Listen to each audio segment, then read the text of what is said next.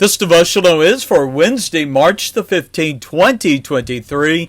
The title of the devotional is Preparations for Worshiping the Lord. Now, our scripture reading, Exodus chapter 27 and 28, as we continue our chronological study of the scriptures. Now, we're going to just pick up our study with a brief review. Now, the Lord had commanded Moses, "Come up to me into the mount." Now, that was Exodus 24 and verse 12.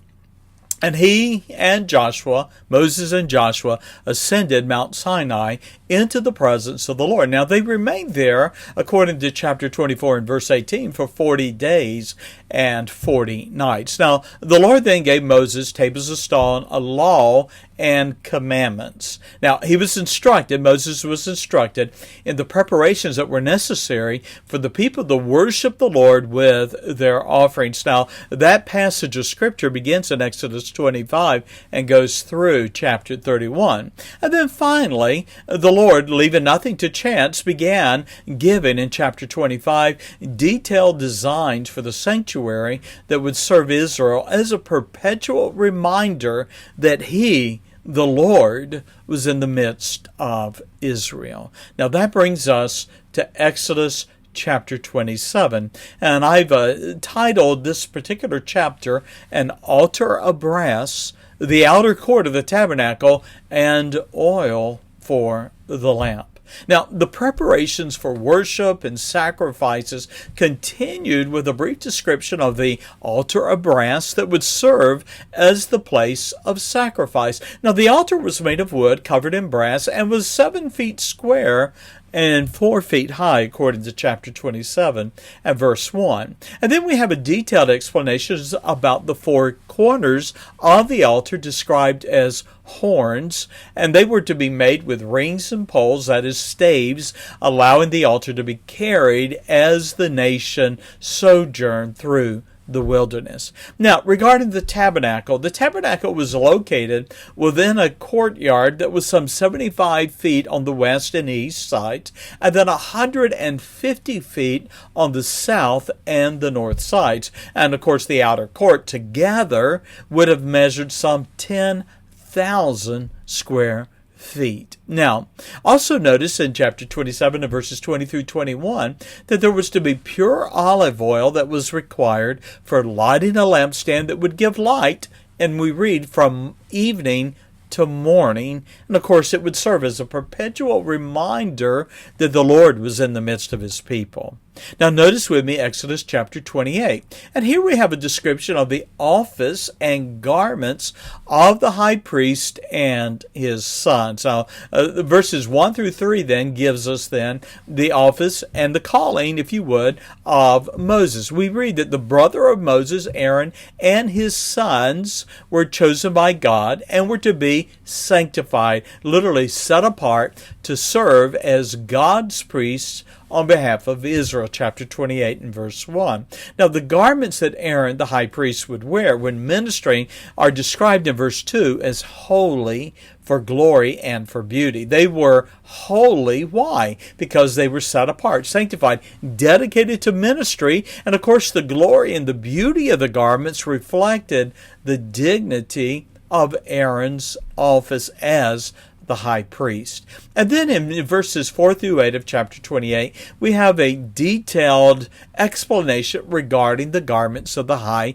priest. Now, they consisted of, if you'll notice, a breastplate, a vest, an ephod, that is a ritual vest that would go over the outside of the other breastplate, and a long one-piece robe, a coat described as broidered, or we would say in our day embroidered, mitre, that is a cap, and a girdle, a sash or a belt that wrapped around the waist, held the breastplate in place. Now, you'll notice in verses 9 through 30 that we're given great detail regarding the high priest's garments, and I invite you to consider especially the breastplate and its significance. Now, notice with me then, in verses 9 through 12, we have 2 precious stones described as onyx stones, and they would serve as buttons for the front and the back of the breastplate. Upon them, we read, were inscribed the names of the 12 tribes of Israel.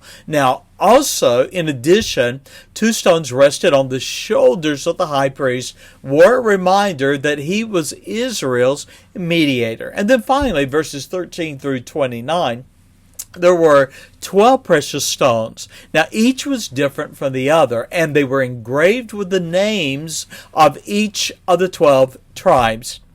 And of course, for the high priest, they served as an ever-present reminder that he was to carry the children of Israel upon his heart. Now, the high priest wore upon his forehead a plate of gold, and engraved upon it was holiness to the Lord. Now, why that? Well, it was a visual sign that he belonged to the Lord. He is the priest, and through the blood of sacrifices, he served as Israel's mediator.